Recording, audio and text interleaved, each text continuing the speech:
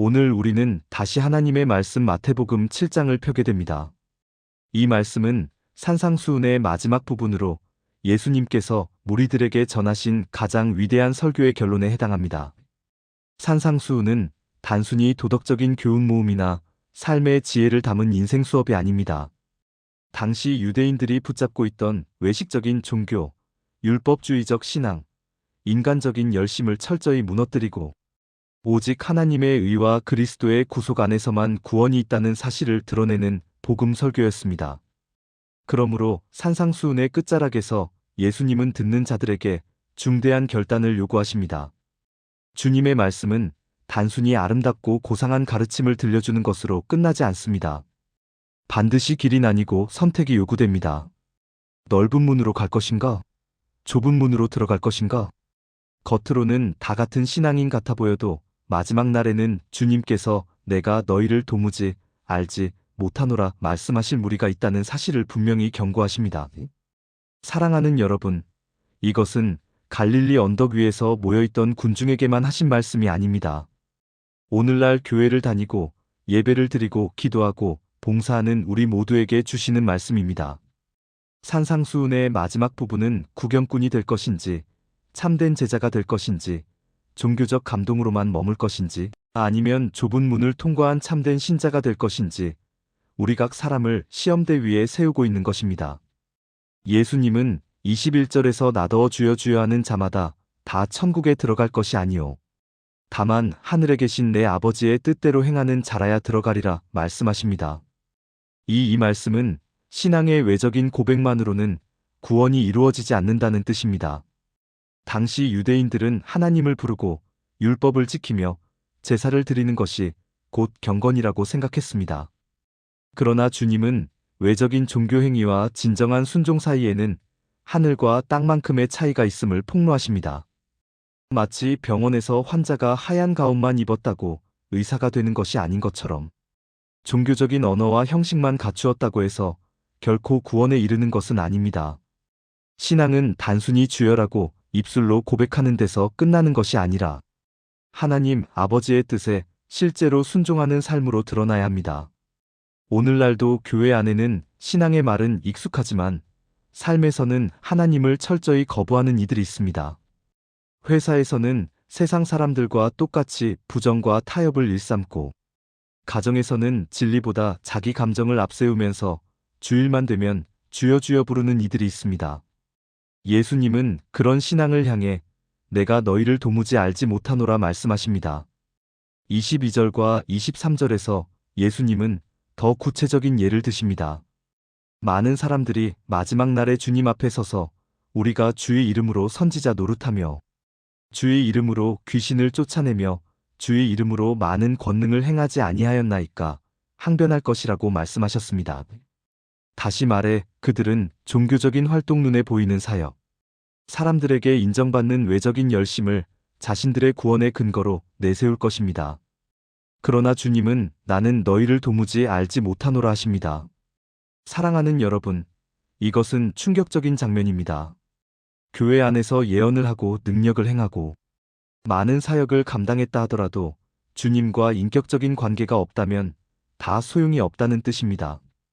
여러분이 직장에서 아무리 회사의 유니폼을 입고 출근해도 사장님이 나는 당신을 직원으로 등록한 적이 없다 하고 말한다면 법적으로 아무 효력이 없는 것과 같습니다. 주님이 나를 아느냐? 내가 주님과 참으로 연합되었느냐? 이것이 신앙의 본질입니다. 한국 사회에서 사람들은 스펙과 이력서를 중시하지만 천국 입구에서는 주님과의 관계 외에는 어떤 기록도 효력이 없습니다. 예수님은 좁은 문을 말씀하시며 우리에게 개인적인 결단을 요구하십니다. 이 문은 단순한 통과점이 아니라 존재 전체를 걸고 들어가야 하는 문입니다. 사람들은 종종 신앙을 취미나 관심사처럼 여깁니다. 어떤 이는 헬스클럽을 등록하듯 교회에 등록하고 어떤 이는 문화센터 강좌를 듣듯 성경 공부에 참여합니다. 그러나 좁은 문은 그런 가벼운 참여가 아닙니다. 그것은 한번 들어가면 다시는 이전의 길로 돌아갈 수 없는 생애의 전환점입니다. 마치 결혼식장에서 신랑과 신부가 서약을 하고 문을 나서는 순간 그 이전의 삶으로 돌아갈 수 없는 것처럼 좁은 문에 들어간 사람은 새로운 신분, 새로운 삶으로 들어가게 됩니다. 따라서 우리는 신앙을 가볍게 시작했다가 쉽게 포기하는 일회성 경험으로 생각해서는 안 됩니다. 좁은 문은 내 인생 전체를 맡기고 내 운명을 바꾸는 문입니다. 또한 좁은 문은 철저히 그리스도 중심적입니다. 다른 종교의 문은 다양한 스승과 철학자의 가르침으로도 들어갈 수 있다고 말하지만 예수님은 내가 곧 길이요 진리요 생명이라 나로 말미암지 않고는 아버지께로 올 자가 없느니라 선포하셨습니다. 오늘날 다원주의 사회에서의 말씀은 불편하게 들릴 수 있습니다. 사람들은 모든 길이 결국 같은 목적지로 이어진다고 말하며 다양성을 존중해야 한다고 주장합니다. 그러나 등산을 해본 분들은 알 것입니다. 같은 산이라 해도 정상에 오르는 길은 정해져 있습니다. 아무 길로 나가면 낭떠러지에 떨어질 수도 있습니다.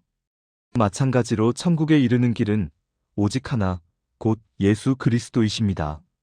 바른 문을 택하는 순간 아무리 진지하게 믿고 열심히 걸어도 그 끝은 파멸입니다. 그렇기에 교회는 세상과 타협하지 않고 오직 그리스도의 이름을 높이며 다른 이로서는 구원을 얻을 수 없나니 천하 사람 중에 구원을 얻을 만한 다른 이름을 우리에게 주신 일이 없음이라 선포해야 합니다. 많은 사람들이 넓은 길을 선호하는 이유는 그 길이 편안하고 매력적으로 보이기 때문입니다. 그곳에는 군중의 환호가 있고 다양한 선택지가 있습니다. 마치 대형 쇼핑몰에 가면 원하는 브랜드와 물건이 가득한 것처럼 넓은 길은 각자의 기호와 취향을 존중해주는 듯 보입니다. 그러나 문제는 그 길의 끝이 어디냐 하는 것입니다. 고속도로를 달릴 때 표지판이 분명해야 안전하게 목적지에 도달할 수 있습니다.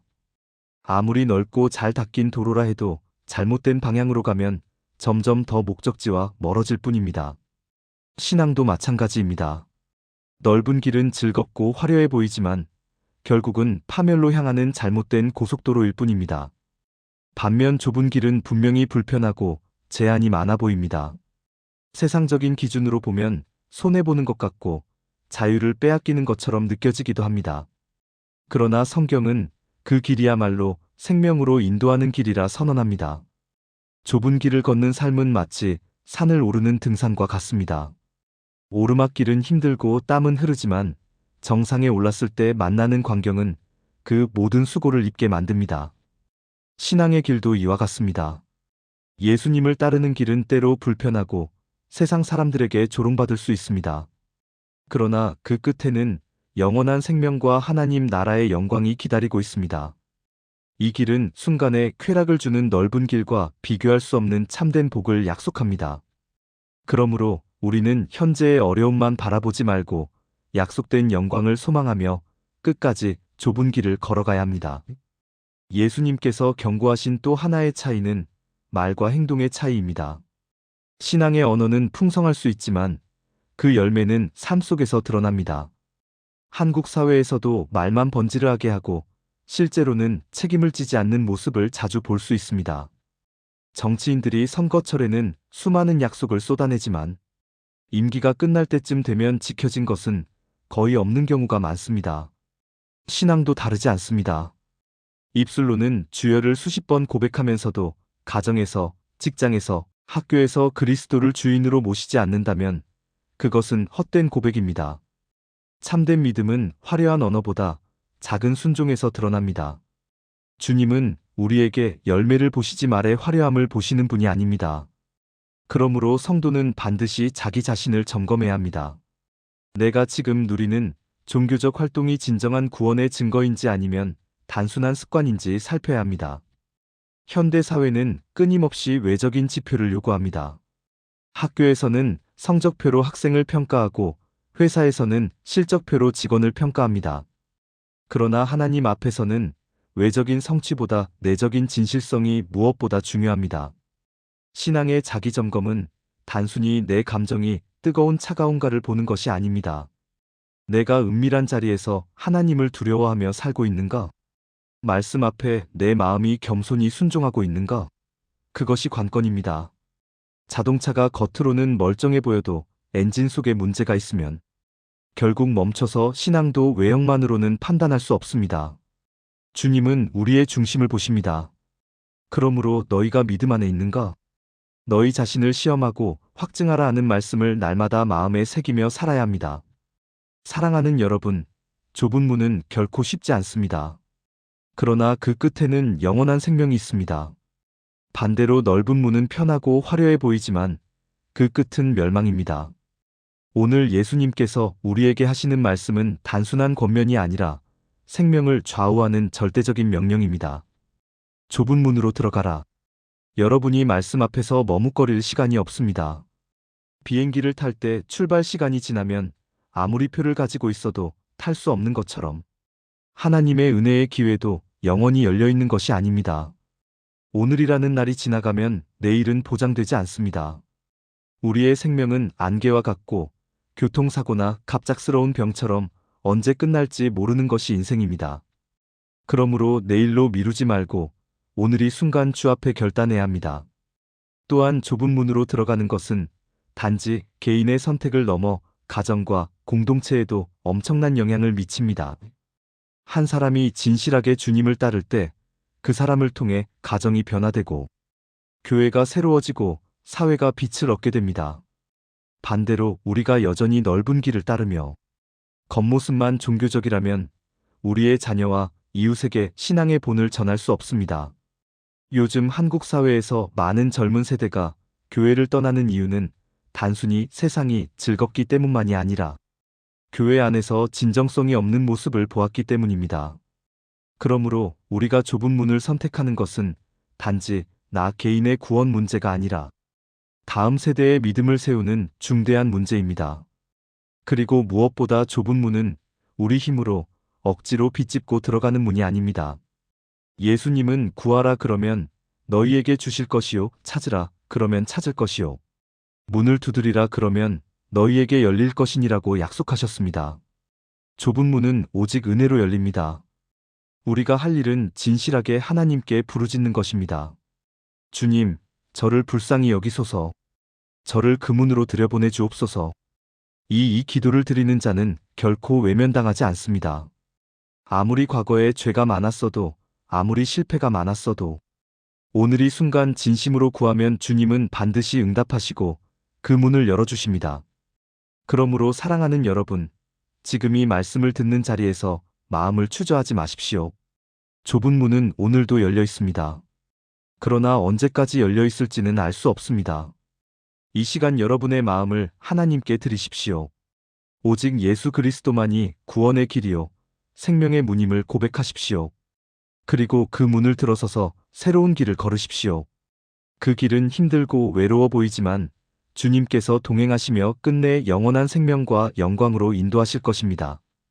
오늘 너희가 그의 음성을 듣거든 너희 마음을 강탁하게 하지 말라 하는 말씀처럼 오늘 바로 이 순간이 은혜 받을 기회입니다. 지금 결단하십시오. 좁은 문으로 들어가십시오. 기도하겠습니다. 거룩하신 하나님 아버지, 오늘 우리에게 주신 말씀을 통하여 우리의 신앙을 다시 돌아보게 하시니 감사합니다. 우리는 너무나 쉽게 입술로만 주여 주여 부르면서도 마음과 삶으로는 주님을 거부하며 살았음을 고백합니다. 주님, 우리의 위선을 용서하여 주옵소서. 주님, 우리가 좁은 문을 외면하고 넓은 길에 편안함을 따라가려 했던 모든 순간들을 회개합니다. 세상의 환호와 사람들의 인정을 구하며 진정한 순종과 회개를 미뤄왔던 우리의 모습을 불쌍히 여겨 주옵소서. 오늘 주님 앞에서 머뭇거리지 않고 결단하게 하시고 오직 예수 그리스도만이 길이요, 진리요, 생명을 굳게 붙잡게 하옵소서. 성령 하나님, 우리의 마음을 열어주시고 구하라, 찾으라, 두드리라 하신 주님의 약속을 믿음으로 붙잡게 하옵소서. 우리 힘으로는 좁은 문을 들어갈 수 없사오니 은혜로 인도하여 주시고 오늘 이 자리에서부터 새로운 삶을 시작하게 하옵소서. 주님, 우리의 결단이 개인적인 변화로만 끝나지 않게 하시고 가정과 교회와 사회를 새롭게 하는 능력으로 이어지게 하옵소서. 우리의 자녀 세대가 거짓 신앙을 보고 실망하지 않게 하시고 우리의 삶 속에서 진실한 믿음의 본을 보게 하옵소서. 마지막 날 주님 앞에 섰을 때 내가 너를 알지 못한다는 두려운 말씀을 듣는 자가 되지 않게 하시고 잘하였도다 착하고 충성된 종이라 칭찬받는 자 되게 하옵소서. 예수 그리스도의 이름으로 기도드립니다. 아멘.